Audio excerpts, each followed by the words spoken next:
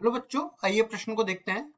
ABD एक समकोण त्रिभुज है जिसका कोण A समकोण है तथा AC जो है BD पर लंब है। हमें दर्शाना है कि AC का वर्ग बराबर है BC गुणा DC के। प्रश्न को हल करने से पहले इसकी मुख्य अवधारणा के बारे में चर्चा कर लेनी है। मुख्य अवधारणा। अब देखो, मुख्य अवधारणा में सबसे पहली चीज, जब भी हमें समकोण त्रिभुज की बात करी गई है तो हम लोग जाते हैं पाइथागोरस प्रमेय में, और पाइथागोरस प्रमेय भी हम लोग समझा देते हैं एक त्रिभुज को लेके। देखो, अगर मैंने ये कोई भी त्रिभुज मान लिया जो कि समकोण त्रिभुज है, इसको नाम दे देते हैं P, Q और R। तो ये मान लो Q पर समकोण अपने को दिया गया है, तो यहाँ पे हम लोग लिखते हैं पाइथागोरस प्रमेय से। पाइथागोरस प्रमेय से इसमें क्या होगा कि जो कर्ण का वर्ग होगा वो बाकी दो भुजाओं के वर्गों के योग के बराबर होगा। तो कर्ण का वर्ग बराबर हो जाएगा आधार का वर्ग, एक भुजा आधार हो जाएगी कर्ण के अलावा, एक भुजा लंब हो जाएगी। ठीक है, इन दोनों के वर्गों के योग के बराबर हो जाएगा। अब देखो, कर्ण तो सबसे बड़ी भुजा होती है जो कि समकोण वाले शीर्ष के बिल्कुल सामने वाली भुजा होती है PR स्क्वायर। अब देखो, आधार एक मान लो, मैं PQ को आधार मान लेता हूँ और QR को मैं लंब मान लेता हूँ। तो इस तरीके से ये पाइथागोरस प्रमेय आ जाती है। अब चलते हैं सवाल में। जैसा कि हमें दिया गया है कि एबीडी एक समकोण त्रिभुज है, तो यहाँ पे देखो, पहले तो एक चित्र बना लेता हूं मैं एबीडी। तो ये अपने पास इस तरह से चित्र बनेगा, और साथ ही साथ हमें ये भी दिया गया है कि समकोण ए पर है, तो ये ए आ गया, ये बी आ गया और ये डी आ गया। इसके बाद हमें ये बोला गया है कि ए सी बी डी पर लंब है, तो ए तो यहाँ पे है और सी बी डी पर कोई भी बिंदु होगा, लेकिन ये हमें बोला गया है कि ए सी, ये भुजा खींचूंगा ना, ये सामने वाली भुजा पर लंब होगा, तो इधर भी लंब होगा और इधर भी लंब होगा। ठीक है, और इसको नाम भी दे देते हैं, ये सी बिंदु है।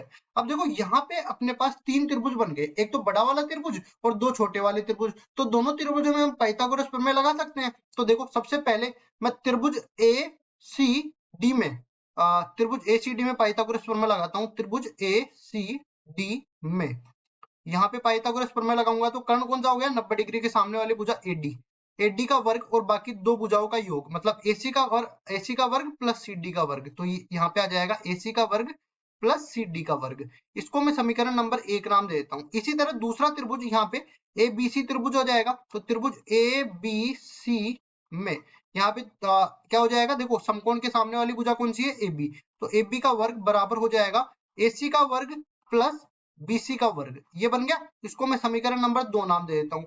अब देखो, बड़े वाले त्रिभुज में पाइथागोरस प्रमेय लगा सकते हैं। पाइथागोरस प्रमेय हम लोग त्रिभुज एबीडी में लगाएंगे।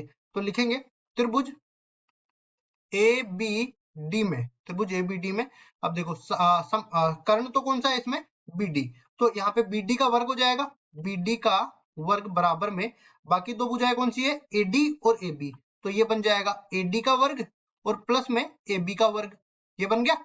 अब उसके बाद में देखिए, यहाँ पे इसको मैं समीकरण नंबर 3 नाम दे देता हूँ। अब समीकरण 1 और 2 में हम देख सकते हैं कि एडी का वर्ग और एबी का वर्ग दोनों दे रखे हैं, तो इनके मान मैं उठा के समीकरण 3 में रख दूंगा। तो ये क्या बन जाएगा, समीकरण 1, 2 व 3 से लिखेंगे समीकरण 1, 2 व 3 से। तीनों समीकरणों को उठा के लाता हूं, तो इधर तो अपने पास बीडी का वर्ग हो जाएगा और दूसरी तरफ अपने पास एडी के वर्ग की जगह तो आ जाएगा एसी का वर्ग प्लस सीडी का वर्ग। ये बन जाएगा एसी का वर्ग प्लस सीडी का वर्ग, और जो बाकी बचा हुआ है एबी का वर्ग की जगह ये आ जाएगा एसी का वर्ग प्लस बीसी का वर्ग।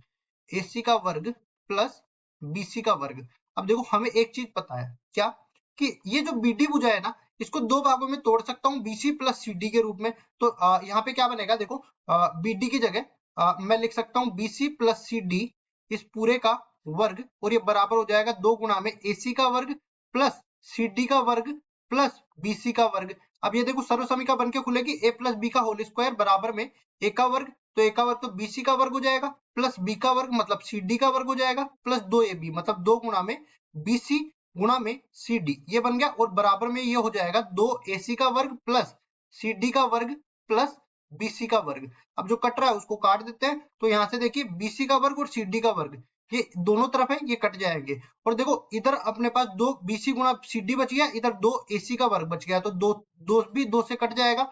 और देखो, यहाँ पे एक तरफ AC का वर्ग बच जाएगा और दूसरी तरफ BC गुणा में CD बच जाएगा। अब हमें सिद्ध क्या करना था वो भी देख सकते हैं हम लोग। हमें सिद्ध करना था AC का वर्ग बराबर में BC गुणा DC, और BC गुणा CD हमने लिख के बता दिया है जो कि समान है।